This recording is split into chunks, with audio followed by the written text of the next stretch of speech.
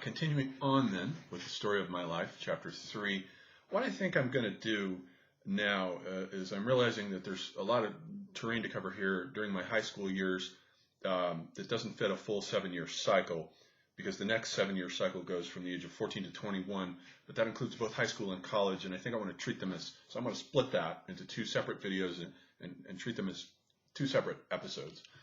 Now, one of the subtexts here that I'm trying to convey in doing this autobiography is to get across this idea of how one becomes what one is. Now, I know there's a lot of identity problems going on in our culture right now, especially with young males. I get a lot of them who are attracted to me, and indeed most of my audience is composed of millennial males. And they're looking for role models. They're having a hard time. A lot of them are on the alt-right. A lot of them are incels, sexually frustrated for one reason or another, as a lot of the spree shooters were. A lot of them are just having a hard time finding out, what's the meaning to my life? What am I supposed to do? And I just want to say this, and it should be evident here through this autobiography, that there is no such thing as meaninglessness. Do not let the postmodern left, and here I agree a little bit with Jordan Peterson, do not let the postmodern left and its deconstructive nihilism try to convince you that you have no meaning, that your life means nothing, that nothing has any meaning. That's bullshit. Now, that comes from an atheistic paradigm. Most of the French thinkers on the left, every one of them except Paul Virilio, were atheists, Marxist, materialist atheists who just believe the world is just a bunch of random particles like balls on a pool table knocking around. That's not it at all. Not even close. We're engaged in a huge, vast, cosmic game, as Stanislav Grof calls it, of incarnation and reincarnation. And every incarnation that we come to on this planet, we came here voluntarily with a plan to specifically go through something that means something intrinsic and inherent. Every single one of you, every one of your lives is meaning-laden and meaningful. There is nothing that can happen to you that is meaningless. That's bullshit.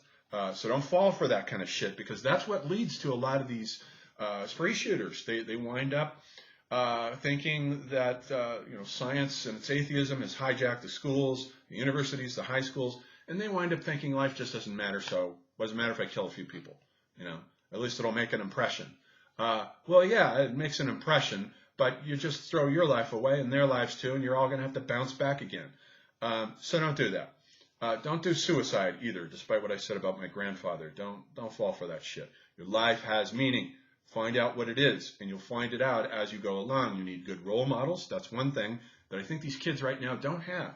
They don't have good role models. They're looking for good role models, and so much the left has deconstructed so many male roles that it's like, who do I follow now as a male role model?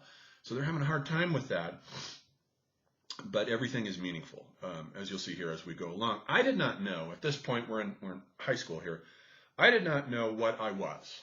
I had a vague idea of what I wanted to be. I didn't know that I was an intellectual.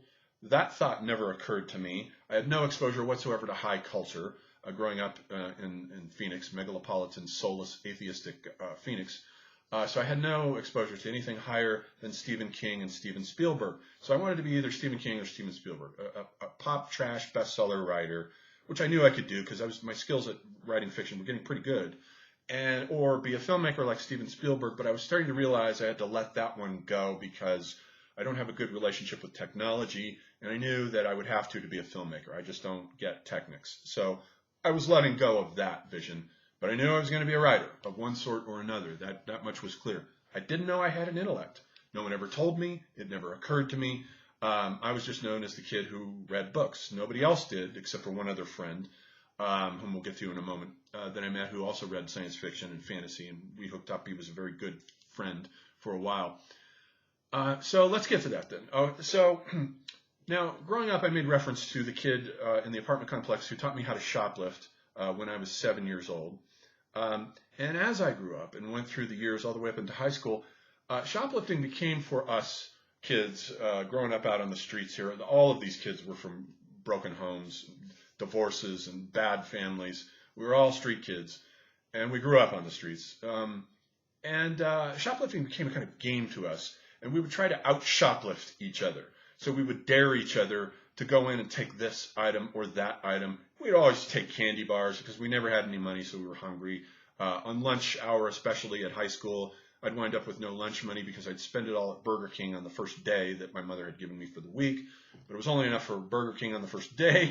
So then the rest of the week I would starve during lunch hour. So I'd have to go into the local Safeway and shoplift a candy bar just to eat a meal. But we got into this habit of, especially me and this other kid, about shoplifting each other. And we would go to Metro Center. Metro Center was the mecca for us. It was about a 45-minute walk away. And all through childhood, we would walk to Metro Center as a kind of pilgrimage, even in 115-degree heat. Kids don't care about the heat. They go anyway. They just adapt and adjust. And so we would go to Metro Center, and we grew up in the shopping mall. The shopping mall is the world interior of post-modernity, and that's where we grew up.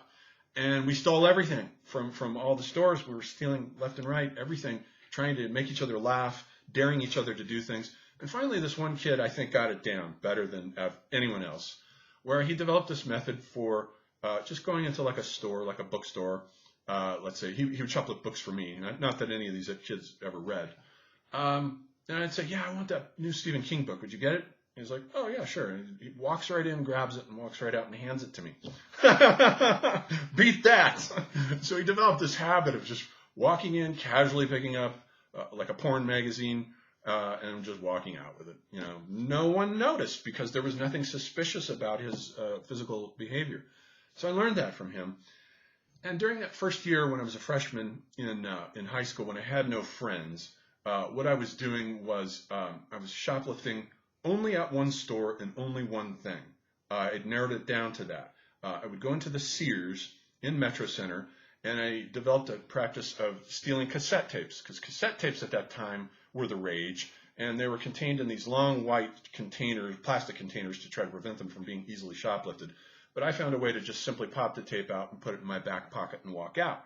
And I did that for all that year. And my cassette collection on the top of my desk was just growing and growing and growing. I had everything, every album, Kiss and Led Zeppelin, Pink Floyd, Rush, AC/DC, everything. And I would play it very loud at night. My parents were, the one thing they were tolerant about was letting me listen to loud music while I lifted weights. And I was never athletic, never good at sports, but I was always into weightlifting and jogging. Because they're individual sports. They're sports where you sort of challenge yourself to try to do better every time. How much more can I lift? And I was getting in pretty good shape from the weightlifting.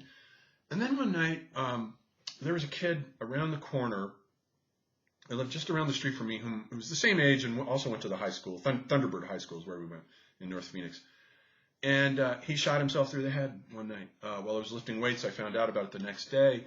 And suddenly death began to enter in now into the high school situation. Shit began to get real. People were starting to die now. And this kid's suicide sparked off a wave of suicides. 2 or 3 more kids then committed suicide. And then one day I remember sitting in psychology class. We came on a Monday after the weekend, and a girl's seat was empty. And the psychology teacher pointed out that she had been killed in a head-on collision over the weekend because she fell asleep at the wheel. And she was a quiet, introverted person, thin, emaciated, not attractive, never spoke a word. And suddenly we're just looking at this empty chair, and it was horrifying. We were all just struck with death. Death became a thing now. It worried a lot of us. And so, anyways, getting back to the shoplifting thing then, what happened was I had met this friend who also read books, but he was always intimidated by authority. His parents scared him. He would never disagree with them. He was always worried about them overhearing things.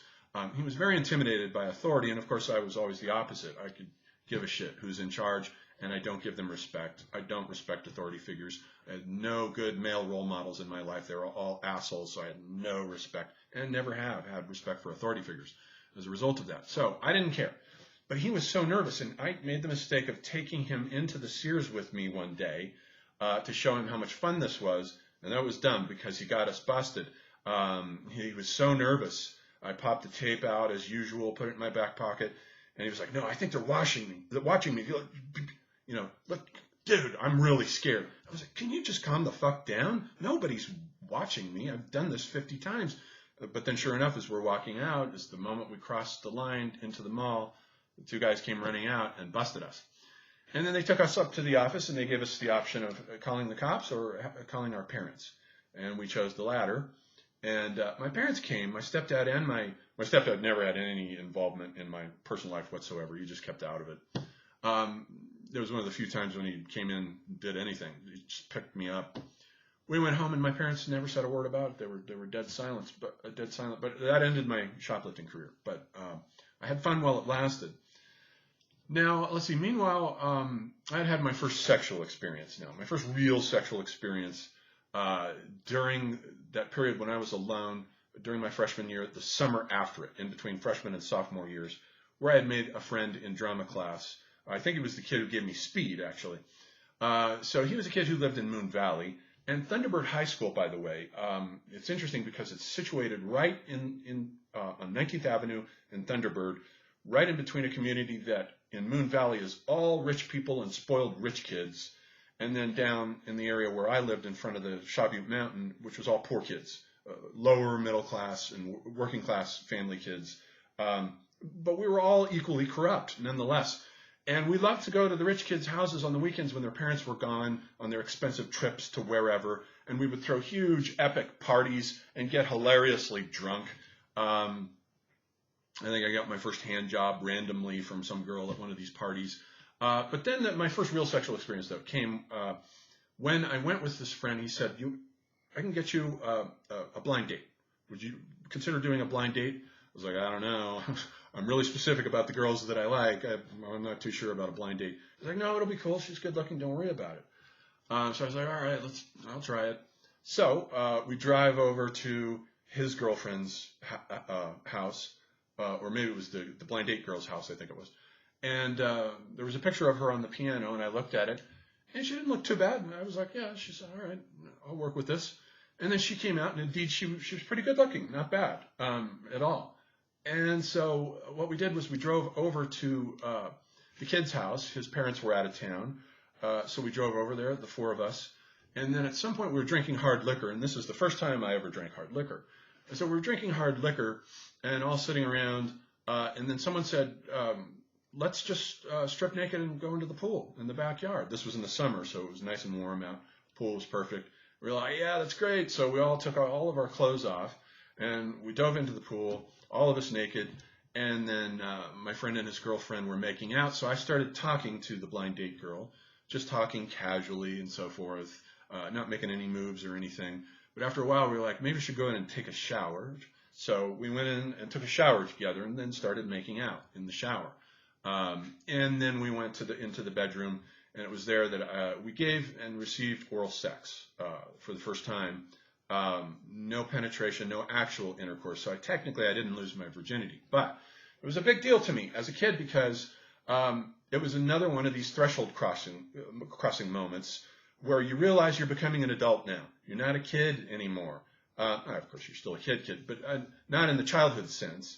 And just like when I took drugs for the first time, and I felt like an adult, this is something adults do. They take drugs, they have sex. And my self-esteem started to improve after that encounter.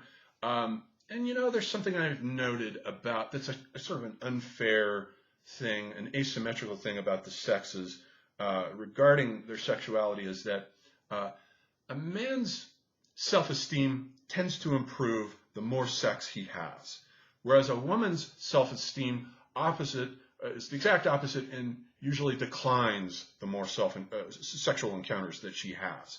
I've met a lot of promiscuous women in my life. In fact, all the women I've been with were promiscuous. All of them had low self-esteem. That's a weird asymmetry between the sexes there, and it causes a lot of problems between them that make it difficult for them to work out. Self-esteem is totally different for the sexes. So anyhow, at high school now, we were getting drunk all the time.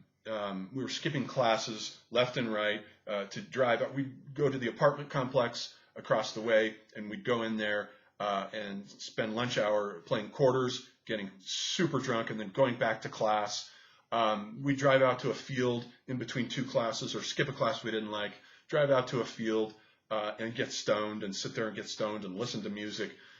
So more and more I was turning to drugs and alcohol as a way of escaping my increasingly worsening domestic circumstances. The fights between my parents were getting worse and worse, and I was getting involved in them more and more, which we'll get to in a moment here. But the scene was, so we were just constantly drunk, constantly skipping classes, and somehow, nonetheless, I sailed through it anyway, with no effort. I was getting A's and B's in just about everything except for science and math, which I normally get C's in. So I just sailed right through it. It was totally effortless. I still didn't know, though, that I had a brain. No one told me. It never occurred to me. I just thought I was a talented fiction writer. No one, never even occurred to me. And so we went through high school, and then I met my first real girlfriend after a couple of small, short-lived girlfriends that I was with for a couple of weeks, where nothing much happened, but, some petting, handwork type stuff. And then I met a girl at one of these parties. She was very attractive, and I just started talking to her. I was this stoner kid. My identity, I looked and sounded exactly like one of the kids in the movie River's Edge, which dates and chronicles the exact same period, the exact same kids that I grew up with. I had very long hair, and I was built up from weightlifting, so I always wore OP t-shirts that I cut the collars out of, cut the shirts, and wore parachute pants. I was extremely slender, good looking. But I was always awkward with women. It was always difficult for me to figure out what to say to them.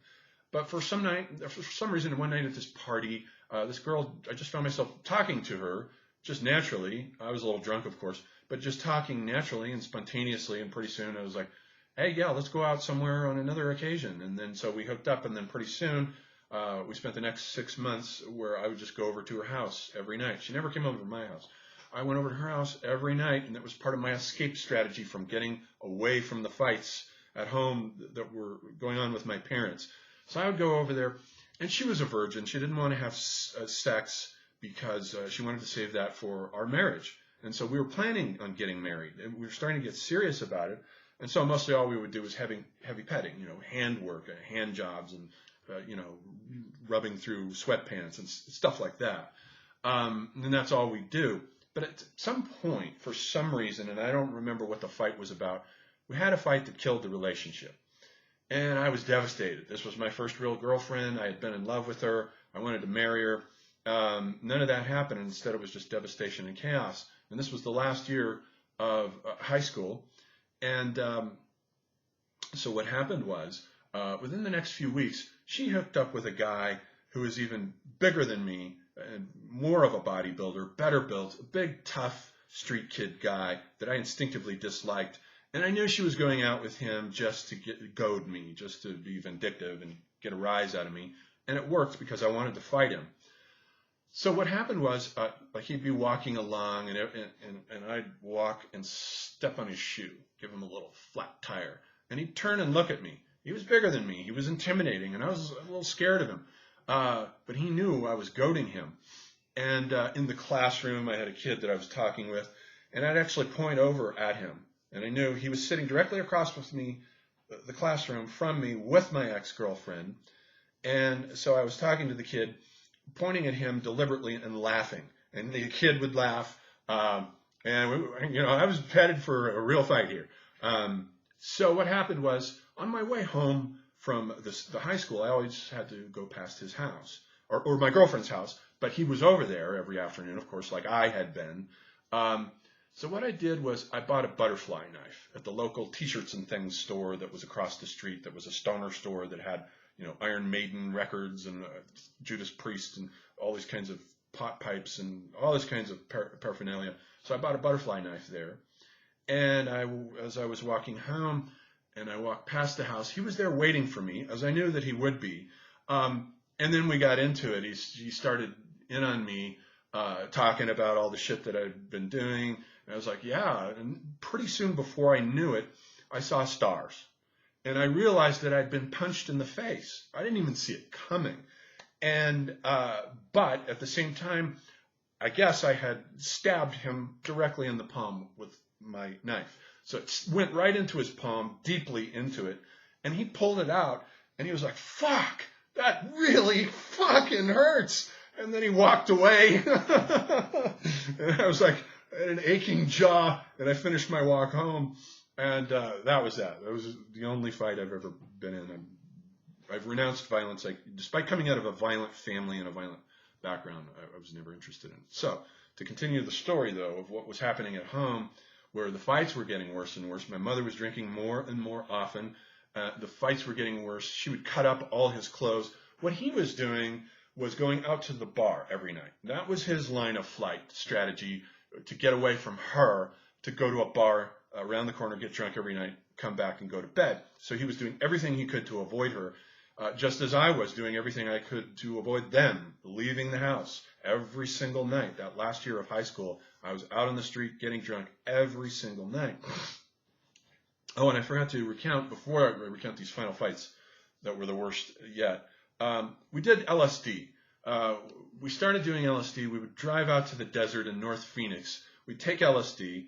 It takes about 45 minutes for it to kick in.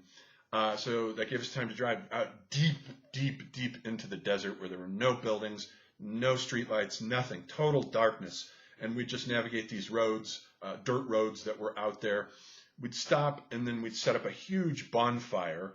5 or 6 of us then would gather around, and that was the first time, we'd start seeing weird things in the sky, flickering things that we knew couldn't possibly be there. Everything started to look like a Van Gogh painting. I didn't know Van Gogh at the time, but in retrospect, everything started to look like a Van Gogh painting. Everything was pulsing with this energy inside of it. The stars and the trees nearby and the ground, everything was alive. And it was the first time in my life that I felt and realized, I think it was a breakthrough, where I realized that, oh, this isn't real, is it, what we're doing? There's something else behind all this that's animating all this, and we're like these puppets. And suddenly I felt like there's another thing that's going on behind all of us. And we were all like, yeah, you're right. I was always the one articulating things for everyone, which I've done to this day. And I was like, yeah, this stuff, dudes, look at the stars. And I would lie on the hood of the car and look at all the stars and just be astonished and lie there for an hour entertained by the stars. They were just awesome and amazing.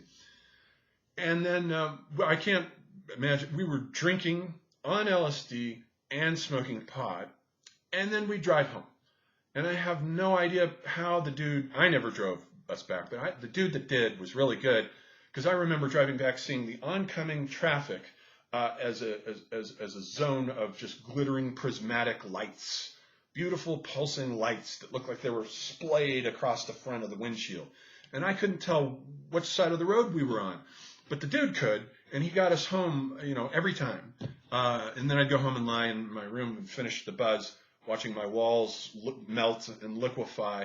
That was pretty intense. It's the only time I've ever taken LSD, but we took it like 10 times, something like that. And those experiences out in the desert was just amazing. I regard that as part of my intellectual development, by the way, because it gave me the realization that there's another dimension behind all of this. And then so there's these final fights that I want to go over here. I was getting involved in my parents' fights more and more, because now I was 15, 16 years old, and I was starting to have to defend her. He was loud and yelled, but he would only beat her if provoked. But she loved to provoke him. She'd throw the remote control at him, or pour a beer on his head, anything to provoke him into beating her up. It was like she wanted it somehow, or liked it, and I was like, Mom, why do you keep doing this? And one night I remember smelling something burning. So I got up from my bedroom. I was reading. I went out into the kitchen, and he was off at the bar, of course, and she was standing there with his briefcase open, situated on a stool, and had a little campfire going in the middle of the briefcase, and she was feeding his engineering documents one by one into the fire. And I'm like, Mom, are you crazy? I ran to the faucet, or got water from the fridge, whatever, and poured it out. She's like, no, just leave it alone. Let it burn. He deserves it. I was like, you're going to get it for this. You know that. And I don't know if it was that night.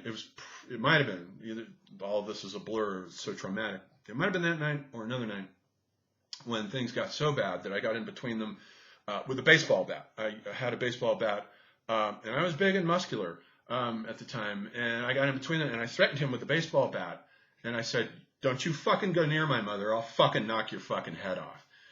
And then he wrestled the bat out of my hands and then threatened me with it. And I told him, yeah, what a piece of shit you are. That's right. And I walked away and walked out of the house. And that was one of the final fights. I was getting in the middle of their fights now. That was too much. And so there might have been one or two more fights after this that provoked my mom to just finally leave. And so she left and went to go live with her mother while I finished the last year of high school living alone with him because her mother lived at the other end of town, a 45-minute drive away. It would have been too hard for me to finish high school, switching to another high school. So I stayed living with him. But then once again, as with the divorce with my father, improved his demeanor. Same thing with my stepfather. He was nice to me after that. After she moved out, she and my brother moved to go live with her mother across town. He was nice to me. Of course, I was never there. I was gone every night, and he would go to the bar every night. I'd go hang out with my friends. Sometimes we'd bump into each other. But he left me alone after that, and then I finished up high school, and after that then moved in across town with my mother, living with her mother. And so we'll end it there for that chapter.